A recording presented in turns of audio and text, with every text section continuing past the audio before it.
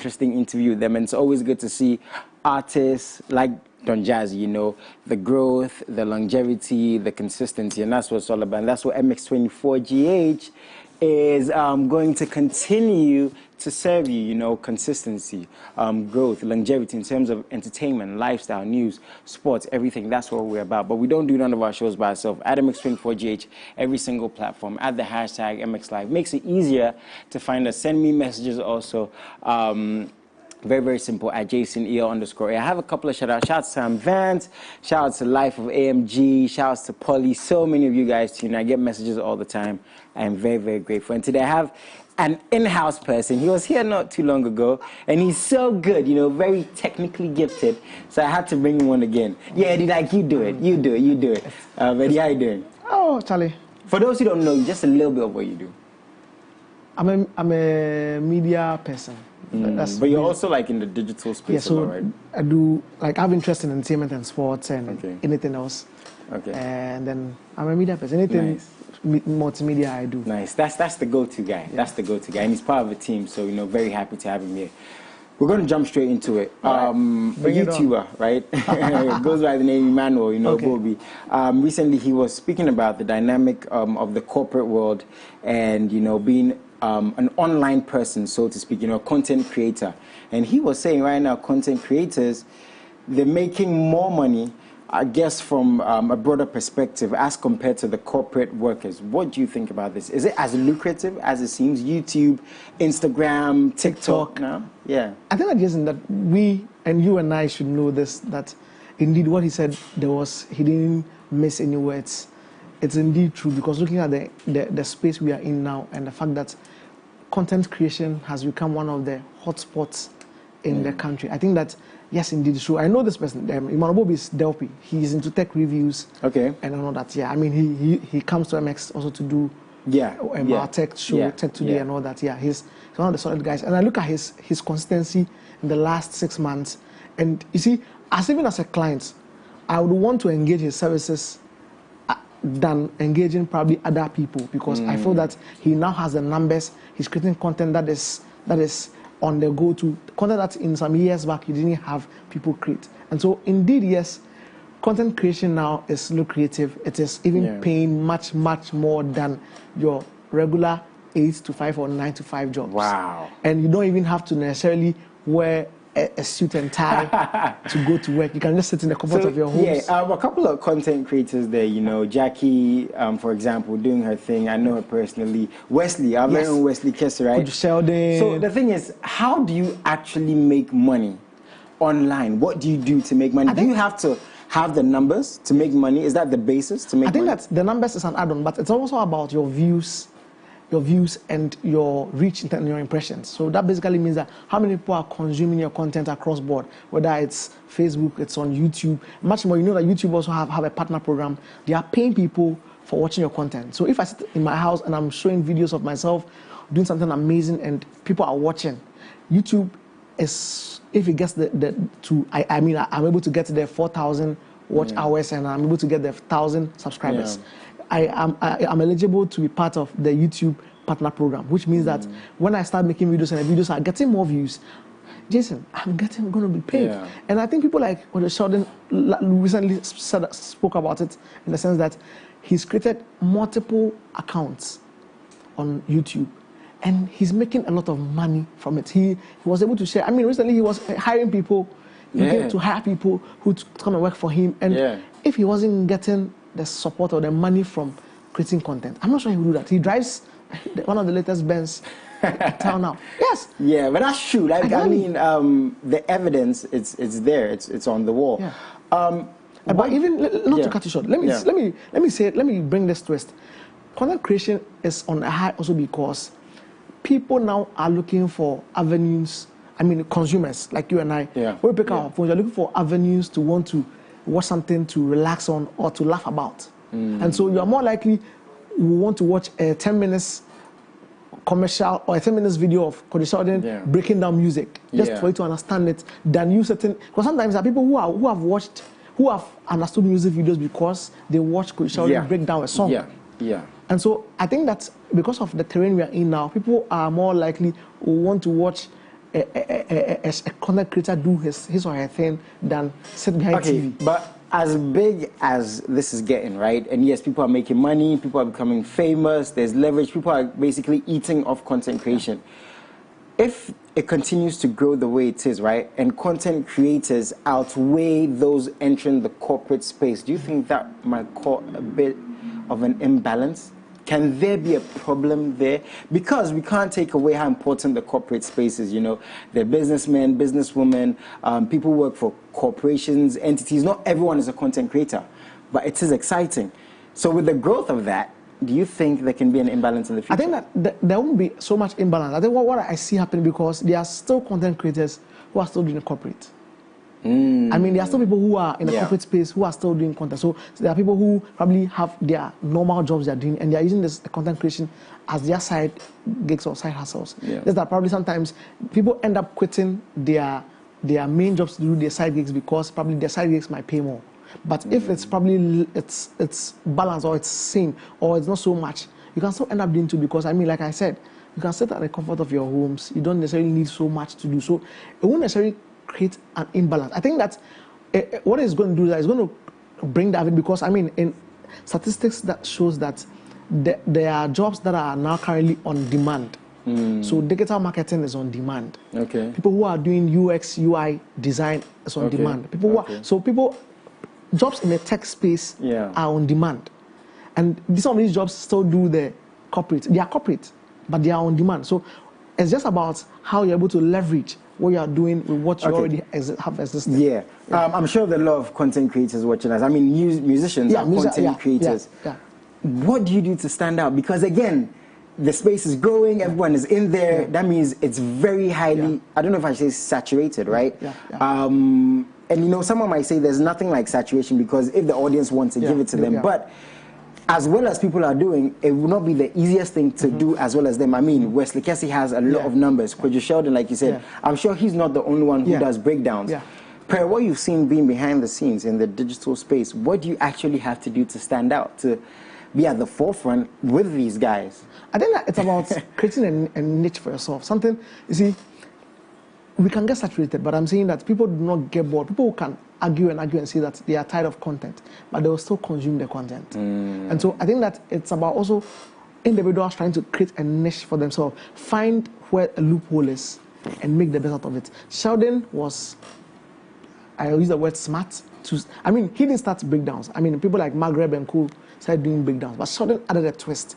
So you could even do what somebody is doing, but add a twist, add something different to it, make it a bit more relatable to people. I think when you do that, it makes it easier for people to get it. Now Sheldon will do videos and he's laughing. He will do short skits about Manchester United, and he's doing something, and it's different from what everybody's doing. He's not doing a sports show on YouTube. What he's doing now, he's just bringing people who have numbers around board. They sit down and they discuss sports. You just said numbers. Let me ask you this, and I've spoken about this before, even more so off air. Do you think numbers are attached to worth, or they show the worth of a content creator? Let's say I have a product, I want someone to push it. I see someone has 5,000 subscribers. With the way YouTube is now, 5,000 is not really a lot. It's a lot, but looking at the subscribers again, a lot of other people have, it's not that much.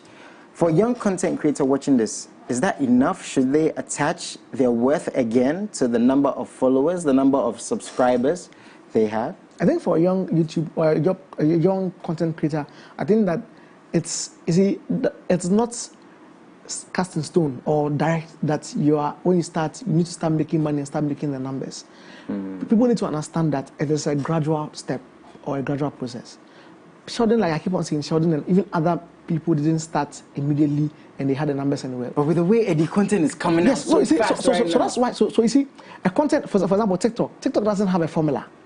When I say it doesn't have a formula, I'm basically saying that TikTok, you can't predict content that will blow on TikTok or not. That's true. Yes. And so you can't necessarily calculate and say that, oh, let me do this video or do that video and it will do well or won't do well. That's the problem. Social media in itself is unpredictable. Things that you think can blow may not blow. And so that's why I'm saying that people need to be, it's about the consistency. That's the word, consistency.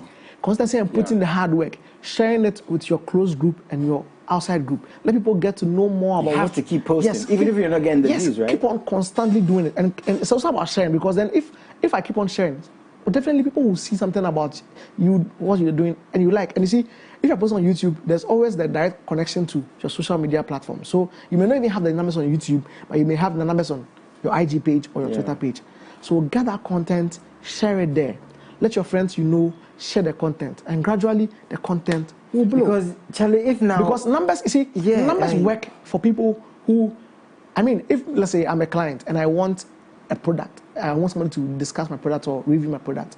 I'll look for, and if it's a tech product, I won't go and give it a tech product to somebody who is into food content, because now some of the content creators are diversifying. What that means is that people now are doing food content, they are doing tech content, they are doing sports content, they are doing various varied content. And so if I'm a tech producer or I'm a tech client, let's say a big brand in the tech industry, when I have a tech content or I want someone to do a review or I want something, I'll go to these tech guys. And so like the guy we mentioned, Emanobobi Delpi, he's a tech guy.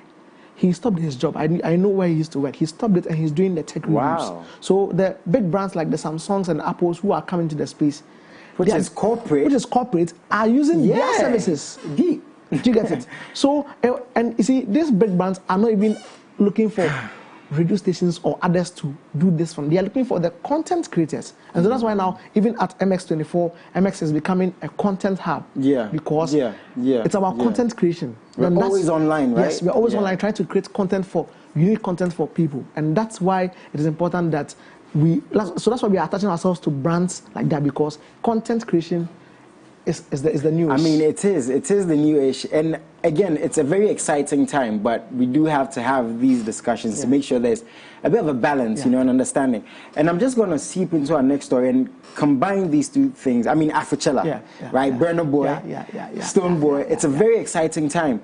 Before we get more so to the event, how do content creators, the digital space, individuals take advantage of December, of Afrochella, of even Afro Nation, of everything that's going on for you? I mean, you're not an artist, right? But you listen to music, you post about these things.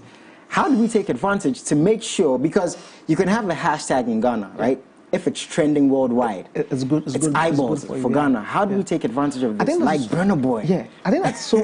So you see, Afrochella in itself, it's a culture where there's going to be celebration of food, music, lifestyle, and everything in that regard.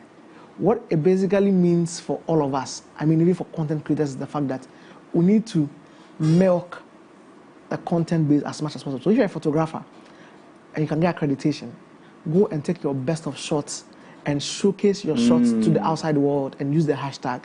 I've seen people or events where people have shot the pictures and they've gone global. I mean, people like Seram and Co.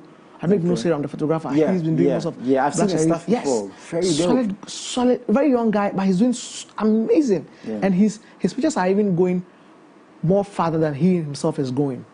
So basically what it means is that his pictures are everywhere in the world than he himself has gone to everywhere in the world. So I think as a young person, as a YouTuber, as a content creator, just tap into the space. You can even start creating video content. I mean, MX, we're going to do something similar where you're going to be reviewing some of the December events. So it's a content hub. Let's tell people what is happening in December. Let's involve them, right? Where to go if you want to do this, the lineup of activities, so that if you are coming for December in Ghana, you are aware of where to go for this. If you want a food event here, if you want this event. So whoever is watching, just stay tuned to MX24 on our social media platforms. We're going to have content in that regard for you. We're going to tell you where to go to this December to get the best of everything that you want. So that's what I think that people need to. Now, a little bit away from content. I mean, this might be considered content. The ticket prices are out. I guess you saw them. 2-day $136, and there's let's do the math. $136 is how much? $225, $252, and there's the all VIP experience, the $498. I'm assuming that's over 5,000. Yes, so that's if $498. Let's say even if it's $490 times the how much times? How 10. much is the dollar right now? I think it's 10 cedis, right? Wow. So that's like what, 4,900? Yeah, so almost 5K. Yeah. For 2 days for all experience, and I know people who are going to pay that and enjoy. What do you think about it? Because, you know, we can't take away from the fact that this is a business. When things like these come up, people are going to talk, and I get it. There's going to be that open discussion about prices, but for the experience, you know, I'm not part of Afrochella. Yeah. For the experience, again, you want to consider the fact that some people can't afford these things. I mean, we see here, we try to defend the artists. We want the fans to experience the best, but yeah, we can't take away from the fact that it's a business, right? Yeah. Like we can't. Yeah. I think that, let's look at it from the angle of productions and events are expensive. Yes. Putting up an Afrochella is expensive. That's one side of it. The artists you're going to have, paying and so artists and repertoire, all those things are cost. Now, let's also look at the fact that Afrochella might not necessarily be just for the Ghanaians in Ghana. Mm-hmm. It's also going to be for the people in the diaspora who are going to come to Ghana. Right. People already book tickets. Yes. Airbnbs. Yes. And so what it means is that, I mean, yes, you see, and I keep on telling people, not every event is for every class of people. I mean, obviously, when you say that, people wouldn't be happy to hear I know. this. I mean, but see, you can't run away from the fact, so to speak. Let's be honest. It's the honest truth. Not every event would fit everybody's pocket. And so what needs to be done is the fact that, that's why I said something, that we are going to find ways to ensure that we tell people all the events that are happening, which ones you can afford. Yeah. But you see, you can't go and tell, if you do not have the money, you can't necessarily go and tell Afrochella to bid down their prices just because you cannot afford it. Yeah. I think what we can do is probably, we can have a conversation about they maybe giving discounts, or they having a package, or doing something, giving out free tickets. That in itself is a better plan that we can push for. But we can't necessarily push an agenda and tell them to reduce and review their tickets because it doesn't fit into our pockets. Yeah. You get it? So I think that's what we need to look at it holistically. Look at the event, where it's going to take place. The logistics that are going to be involved. 2-day event. They're going to bring, I mean, it's not just going to be normal. And if you have done event management, you realize that sometimes you do events and you will run at a loss because your overhead cost and the costs that are involved in planning before artists, your volunteers, your sound, stage, lights. Yeah. Jason, it's a whole lot. I mean, I've done an event before. I know how much it costs. And so I understand it. But let's also look at it from the fact that a lot of things are involved in making the event successful. And it's also not just for the Ghanaian market. It's for the outside world. It's December in Ghana. Yeah. People are going to come from the diaspora. They want to experience Ghana. They want to experience our musicians. And that's why I'm happy that Stonebwoy is I mean, that was good. I know Shatta Wale wasn't happy, with the fact that he was a special guest. No, I mean, that's another event, actually. That's another event. Afro Nation. That's Afro Nation. That's what we spoke about yesterday. Today is Afrochella. But I mean, it is good to see an artist like Stonebwoy on multiple platforms. I'm sure before he got on these platforms, for how big Stonebwoy is, they had discussions to know how they're going to take advantage of it. So it can just be. And last year he was on. Stuff. Last year he was headlining with Wizkid. With Wizkid. Killed it. Last year he was headlining with Wizkid, and it was solid. It was amazing. This year, he has a song with Burna Boy, No Sir. Yeah. The remix of it. And I'm hoping that these two can put up something together in the future. But like I said, I mean, in this year in the music industry, I don't know any artist who has played more shows than Stonebwoy has. Stonebwoy is locally and internationally. He's a phenomenon. Like right? he's on something. And as we speak now, he's in Nigeria, Lagos. He's doing a media tour for his upcoming song that's going to be released this Friday. Yeah. I think that's the point. And you see, his music cuts across. I'm not saying other musicians don't have music that cuts across. I'm just saying that Stonebwoy has been able to cement his spot as an Afrobeat person, as a reggae dancehall artist that can have music cut across. So that's why he's able to go to to Jamaica. And what's crazy to me about him is now it's gone to the point where his core fans can forgive the fact that he makes Afrobeats. Yeah. Because I mean the core fans want dancehall for him to go hard, But if you can get to the point as an artist or a content creator where you can touch multiple, a multiple fan base, right? A very diverse fan base. You're doing a very good job. And again, I want to talk about this in the content space, right? Leading to our next story. Do you think us, this part of the world, we pay attention to our audience in the sense that Kiddy's a lover boy. Okay. He makes music for the ladies. Yeah. It doesn't mean the streets don't listen to him. Yeah.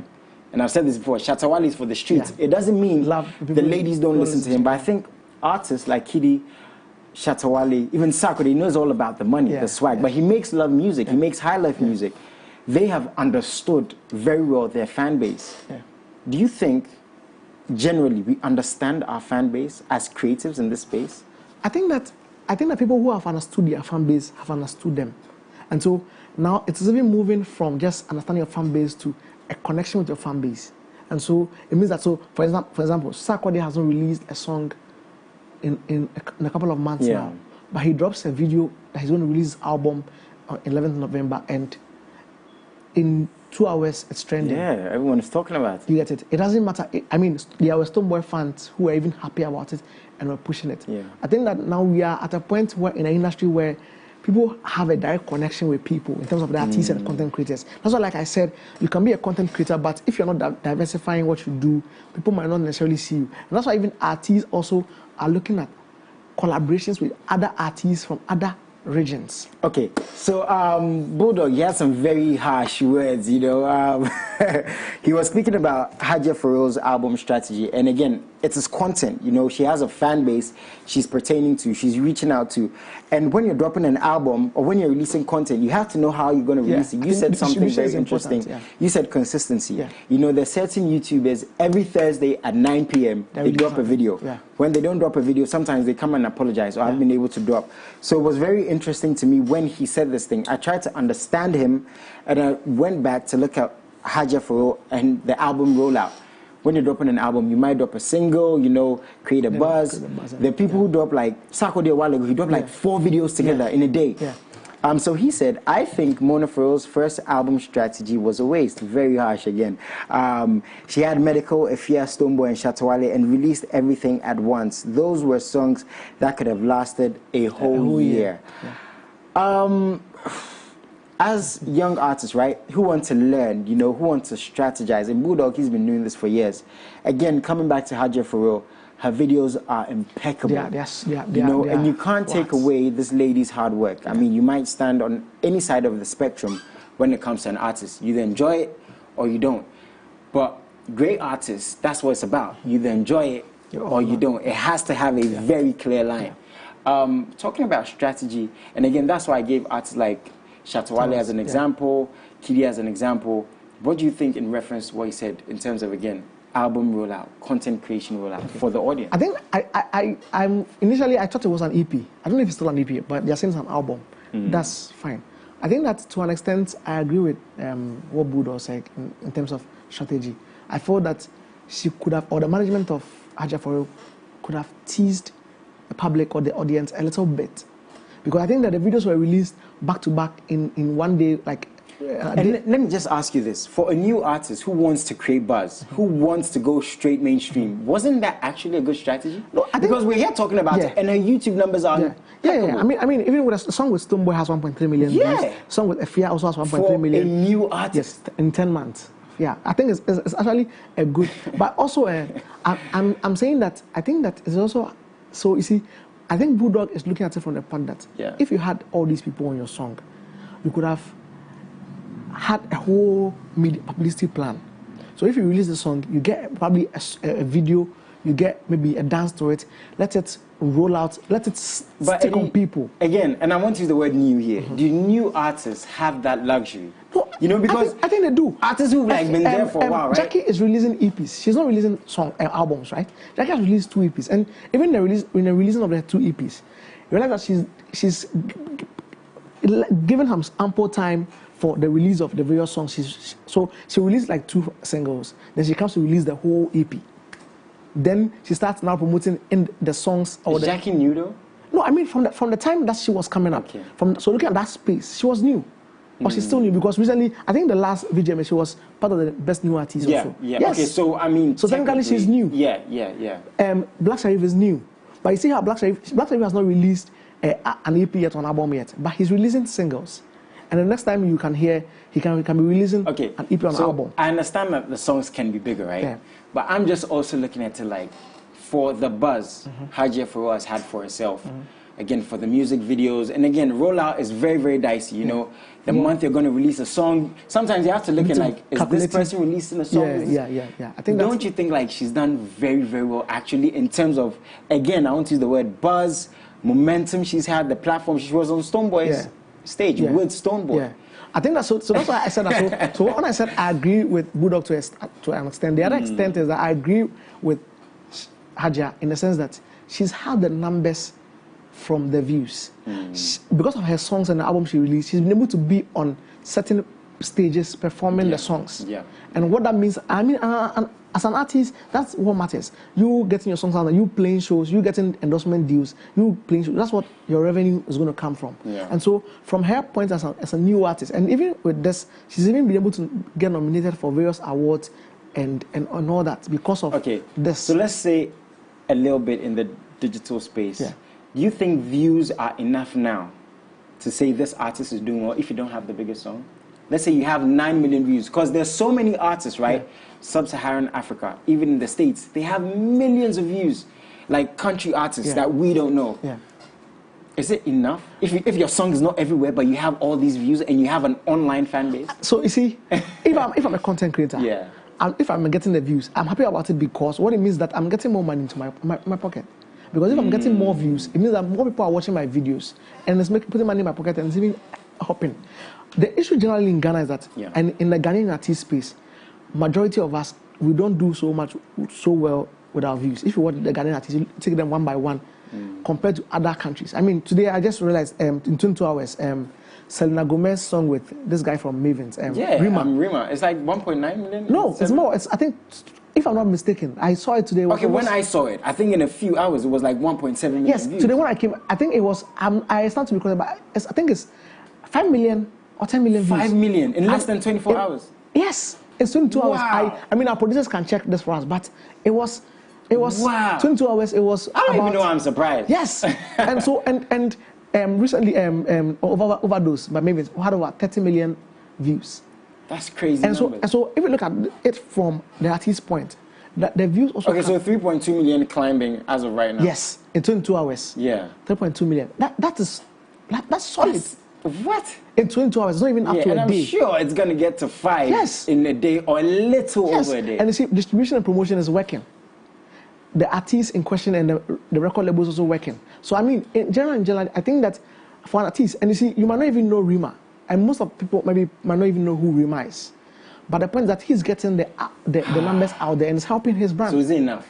I think it's enough. I think that so far it's have like a lot of views. Yeah, if you're getting the views, because then why are you putting the videos on YouTube? Yeah. It's supposed to be for you to get the views, for you people across the country or the globe to know about you. Because now these days YouTube is a standard platform for people to check you. And what's your YouTube, man? Where can we find you? My YouTube. Check MX24GH on YouTube. Okay, nice. I'm happy you said that. I'm happy you said MX24GH. So you can subscribe. Whoever you're watching, just subscribe to MX24GH on YouTube. Nice. Absolute content. There's more coming up. Just enjoy. And I love the way today we've kept everything, from the performances, from Haja Farrell's album rollout, we've kept it all around the content space, the content creation, digital space, right?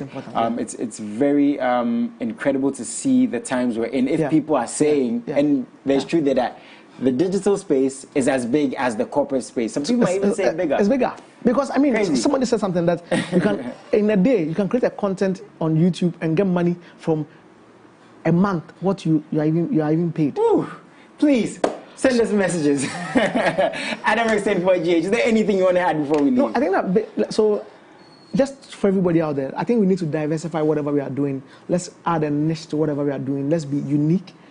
The fact that everybody is doing breakdowns doesn't necessarily mean you also need to do breakdowns. There's a lot of content out there that we can utilize, from plants to animals to food, to kinky.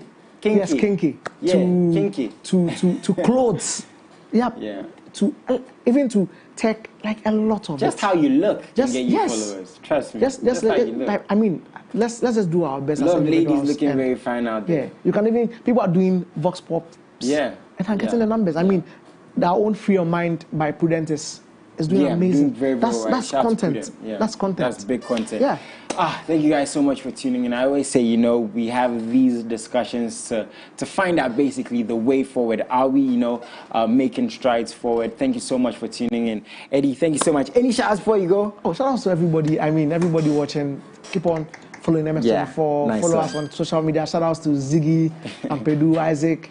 Isaac, all You're the gonna get Isaacs. in trouble for all the names you didn't to mention. special people, the day special person. How about Benicia? Yeah, I'm going to mention that. What? Oh, of course, to Benis. Benis is worrying, but Benis is a very nice person. To everybody I met, to my bosses, to Ajwa. Yeah, yes. Ajwa. To Ajwa, yeah. My sweetheart. Ajwa, we know we love you, but I mean. My sweetheart. Yeah, my Ajwa, sweetheart. we know we love you so much, but I mean. You know, the MX24 team, the names he mentioned, you don't see them on TV, but they make all of this possible, from online to our stages to TV. We can't do this without them. I say this all the time to Eric. You know, he makes us bright. Eric is my and body. For the whole team, we appreciate you guys for lights, so much. MCR, Sami. Going to be at the same time tomorrow. And our director, Kelvin. For any name you forgot, you're going to get in so much trouble. So much trouble. Guys, I'll see you tomorrow. Have a good one. Appreciate you so much. Salute.